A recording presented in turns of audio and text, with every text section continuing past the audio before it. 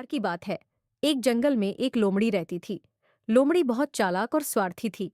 उसके पास एक सुंदर तालाब के पास रहने वाला एक दोस्त था, सारस। सारस बहुत ही दयालु और समझदार था। एक दिन लोमड़ी बोर हो गई तो उसने सोचा, चलो सारस को डिनर पर बुलाते हैं और थोड़ा मजाक करते हैं। लोमड़ी सारस के पास गई और बोली, दोस्त, कल रात मेरे घर डिनर के लिए आना। मैंने खास तुम्हारे लिए स्वादिष्ट सूप बनाया है। सारस को लोमड़ी की बात सुनकर बहुत खुशी हुई। अगले दिन सारस लोमड़ी के घर गया। लोमड़ी उसे बड़े प्यार से बिठाती है और सूप परोसती है, लेकिन उसने सूप एक चौड़ी और सपाट प्लेट में परोसा। सारस ने बहुत कोशिश की, लेकिन उसकी लंबी चोंच की वजह से वह सूप पी ही नहीं पाया। दूसरी ओर लोमड़ी मजे से सारा सूप छट कर गई और सारस पर जोर जोर से हंसने लगी।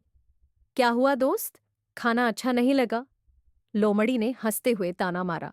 सारस ने चुपचाप सब सहा और लोमड़ी से कहा, कोई बात नहीं दोस्त, चलता हूं। वापस जाकर सारस ने यह बात अपने बाकी सारस दोस्तों को बताई और उन्होंने मिलकर एक योजना बनाई। सारस ने लोमड़ी से कहा, दोस्त, कल रात तुम मेरे घर डिनर पर आओ। अब मेरी बारी है तुम्हें खिलाने की। लोमड़ी खुशी खुशी मान गई। अगली रात लोमड़ी सारस के घर पहुंची। सारस ने उसे गर्मागर्म सूप परोसा, लेकिन वह सूप एक लंबी और पतली गर्दन वाली सुराही में था।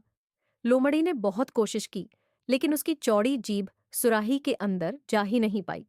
दूसरी ओर सारस आराम से सूप पीता रहा। लोमड़ी समझ गई कि उसने जो किया था वही उसके साथ हुआ।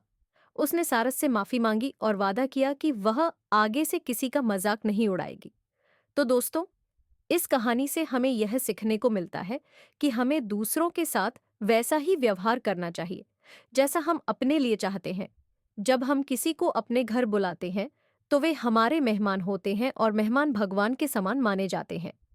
हमें हमेशा उनके साथ आदर और सच्चे मन से व्यवहार करना चाहिए।